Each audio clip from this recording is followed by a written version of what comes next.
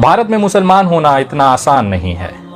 पल पर अपने ऊपर हो रहे अत्याचार, घरों पर चल रहे बुलडोजर, जेलों में बंद अपने लोगों को देखकर चेहरे पर मुस्कान रखना इतना आसान नहीं है।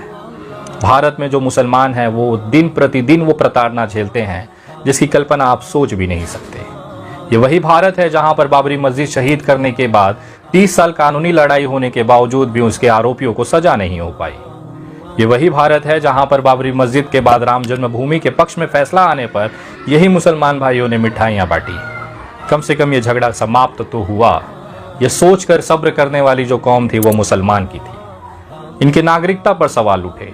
सरकारों ने संशोधन कर संसद में एक बिल लाया कि मुसलमानों को अपनी देशभक्ति, अपनी नागरिकता साबित करनी होगी। शाहीन बाग तैयार हुए। देश भर में आंदोलन हुई। मुस्लिम औरतों ने अपने आप के अधिकार के लिए संवैधानिक तरीके से लड़ाइयां लड़ी और उसे जीती। सीए एनआरसी के नाम पर कहीं पर भी कागज नहीं दिखाने पड़े। सरकारें इतनी लाचार हो गई कि कागज देखने का और दिखाने का दावा करने वाले लोग आज गायब से दिख रहे हैं। इसमें भी मुसलमान समुदाय ने सब्र किया। इतना होने के बावजूद भी इस कौम के लोगों को बार बार झूठे केसों में उठाकर जेलों में डाला गया। एक झूठी सी वीडियो क्लिप के चक्कर में उमर खालिद जैसे एक युवा को आज भी जेलों में रखा गया है। अपनी बहन की शादी के लिए 7 दिन का पेरोल उसे मिलता है, जबकि इस देश में बलात्कार किए हुए लोग आज भी आज़ाद घूम रहे हैं। ये वही भारत है जहां पर इतना सब होते हुए भी मुसलमान समुदाय ने सब्र रखा है। सरकारें बेचैन हैं कि हम ऐसा क्या करें कि इनकी मुस्कुराहट छिन जाए। 2002 में लाशें बिछाने के बाद, बाबरी मस्जिद की शहादत के बाद, राम जन्मभूमि के निर्णय के बाद, सीए एनआरसी के निर्णय के बाद भी ये मुसलमान कौम कैसे मुस्कुरा लेती है। शायद ये ऊपर वाले पे विश्वास करके अपने दिलों में सब्र पाले हुए हैं। उसी का नतीजा है कि इस मुसलमान कौम के चेहरे से, उनके लबों से मुस्कुराहट छीन नहीं पा रही। और शायद यही एक कारण है कि सरकारों के छाती पर आज भी सांप लौट जाता है जब हमारा मुसलमान कौम का एक बंदा मुस्कुरा देता है।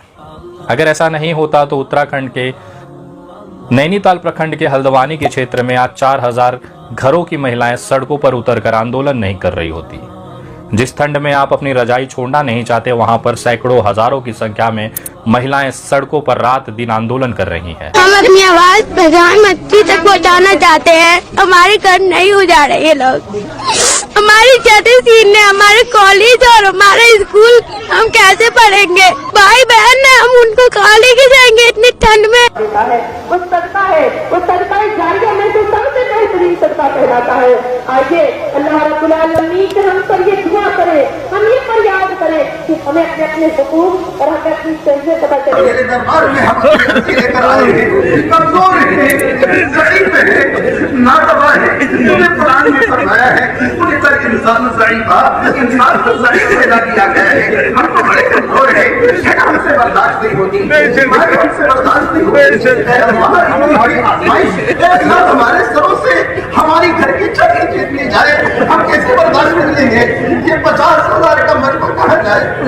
अल्लाह दुनिया सारी जानती है, अल्लाह दुनिया इसको अच्छी तरह से जानती है। लेकिन इंसानियत की ज्यादा जरूरत है या घर इंसान के लिए ज्यादा जरूरी है?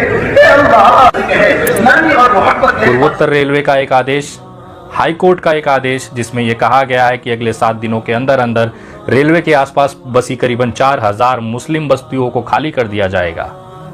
70-80 साल तक इस जमीन पर रहने के बाद अतिक्रमण कर बताकर इसको खाली करने की प्रक्रियाएं शुरू हो गई।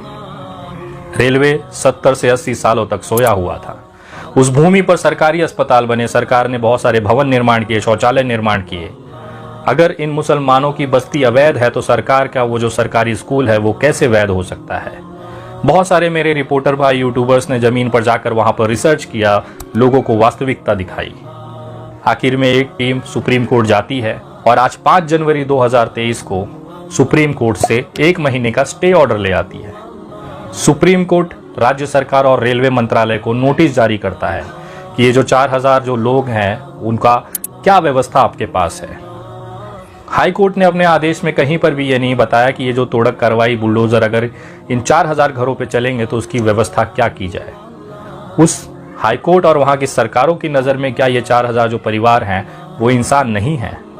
उनके जो छोटे छोटे बच्चे हैं इस ठंड में कहाँ जाएंगे? जिस ठंड में हमारे माननीय न्यायाधीश, हमारे प्रशासन के मुख्यमंत्री, मंत्री, तमाम विधायक, सांसद अपने घरों में हीटर जलाकर आग ताप रहे हैं, उस ठंड में जब पारा माइनस डिग्री में चला जाता है, वहाँ पर ये छोटे छोटे 2 साल 5 साल 10 साल के बच्चे, 80-90 साल के बुजुर्ग महिलाएं और बुजुर्ग इंसान इस ठंड में किस तरह से बेसहारा होकर सड़कों पर कैसे गुजारा करेंगे, इसके लिए तनिक भी उनके अंदर मानवीय भावनाएं नहीं थी। सुप्रीम कोर्ट का आज जो आदेश आया है, जिसमें कि 7 फरवरी तक इस मामले पर स्टे लगाया गया है, ये कहीं ना कहीं एक टेम्परेरी तौर पर दी हुई राहत है। अभी भी ये मामला समाप्त नहीं हुआ है। हम भले देख रहे हैं सोशल मीडिया पर बहुत सारे लोग जश्न के मूड में हैं, लेकिन उनसे कहना चाहता हूं कि जो बुलडोजर 7 तारीख को चलना था, अब वो 7 फरवरी के बाद चलेगा, क्योंकि जो न्यायालयिक प्रक्रिया होती है उसमें कहीं ना कहीं आज राजनीतिक हस्तक्षेप है।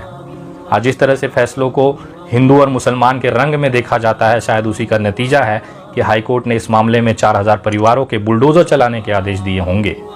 मैं सरकारों से पूछना चाहता हूं कि अगर आपके लोगों के, आपके परिवार से अगर छत छीन ली जाए तो आप क्या करेंगे? उसके संघर्ष करेंगे, उसके लिए लड़ेंगे। तो यही काम ये महिलाएं कर रही हैं, तो इस पे सवाल क्यों उठाए जा रहे हैं? मैंने देखा है शाहीन बाग जब चल रहा था तो यही भारतीय जनता पार्टी के टटपुरिये जो झटुल्ले से कार्यकर्ता हैं, वो लिखते थे कि 500-500 रुपए में मुस्लिम महिलाएं शाहीन बाग में बैठती हैं। भगवान से प्रार्थना करिए कि ये नौबत आपके ऊपर ना आए।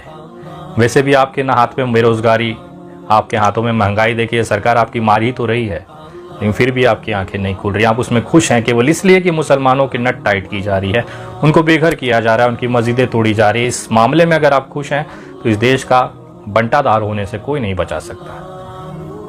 ये हल्द्वानी का मामला केवल एक हल्द्वानी का नहीं है, इस पूरे देश में इंसानियत का मामला है।